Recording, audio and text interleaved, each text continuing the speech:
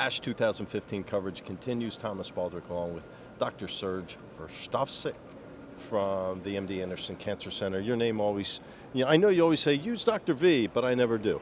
V is easy, I tell you. Let's talk about your work with PRM-151. First off, what is this? So PRM-151 is a very interesting molecule. It actually represents a recombinant protein, which is called pentraxin-2 or serum albumin protein. I call it SAP. It's made in our liver. Everybody has it in their blood, and in normal person it controls differentiation of monocytes, which are blood cells, into fibrocytes. Fibrocytes make up the fibrosis in the bone marrow.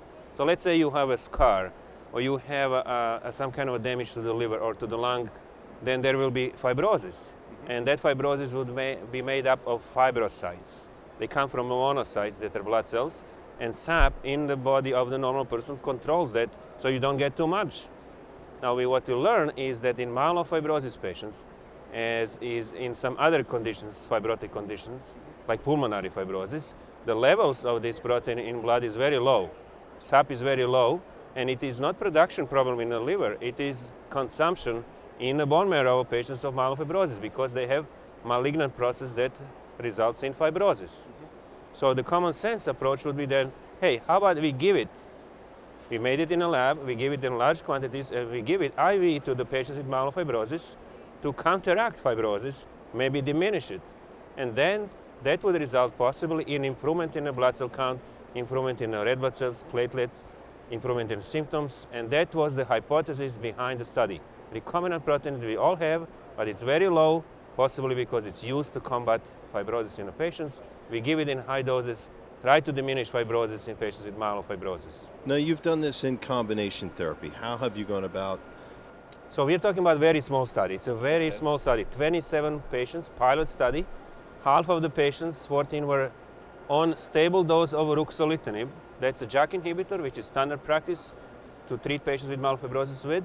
These patients were on average on ruxolitinib for about a year and a half, and we add PRM-151 to this regimen. Patients were already on stable dose of ruxolitinib, trying to improve the blood cell count, shrink the spleen more, improve the quality of life. The other patients, the other half, were not on any therapy.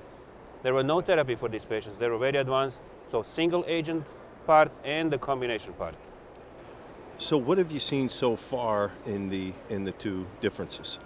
The main issue with this type of therapy, which is anti-fibrotic therapy, is that you really need time.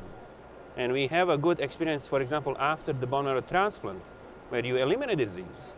You need time for fibrosis to go away. Here we are introducing medications which is anti-fibrotic, diminishing fibrosis over time. And we were very surprised that over time things get better and better. So the point of a presentation today was that half of the patients that continue therapy for a long period of time, 72 weeks, was pretty decent number of weeks here. We are talking about keeping patients on the study, which is given, by the way, IV once a month, so it's not very cumbersome. This results in significant improvements in bone marrow fibrosis in majority of the patients by conventional means, looking under the microscope and architecture of the bone marrow. And these patients slowly but steadily improve the red blood cell count, improve the platelets.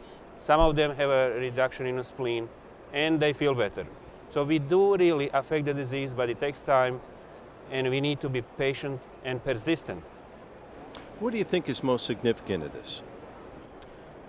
Well, the most significant part is not that I am absolutely surprised with this effect, because that has been tested in many preclinical models of fibrosis, lung fibrosis, liver, kidney, and it does work. And also it has been tested in patients with pulmonary fibrosis.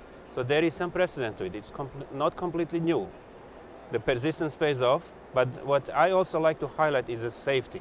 It is the recombinant protein that we have in our body. We just give it higher. So it's very safe. The patients don't have any major side effects, no suppression of the blood count, no liver toxicity, no neurological toxicity. Easy outpatient therapy once a month. You just need to be persistent and wait for things to improve slowly. So Serge, what would you do next in terms of research with this? There are two ways forward that are being considered. One is already in place. We are opening in a number of centers throughout the United States and in Europe as well. Okay. The second part of this study, where we're going to just test the single agent, just PRM-151 on its own, 1 monthly injections with 3 different doses in patients with low blood cell count. That would be prerequisite, having low blood cell count, because the major benefit is improvement. So we want patients that have low count to improve. In the future, I would hope that we have a combination with ruxolitinib, the JAK inhibitor, which will be shrinking the spleen, improving quality of life, and the antifibrotic medication would be improving the blood cell count. Very good, sir. Thank you for sharing your news on PRM-151. Best of luck going forward. My pleasure, always. Thank you.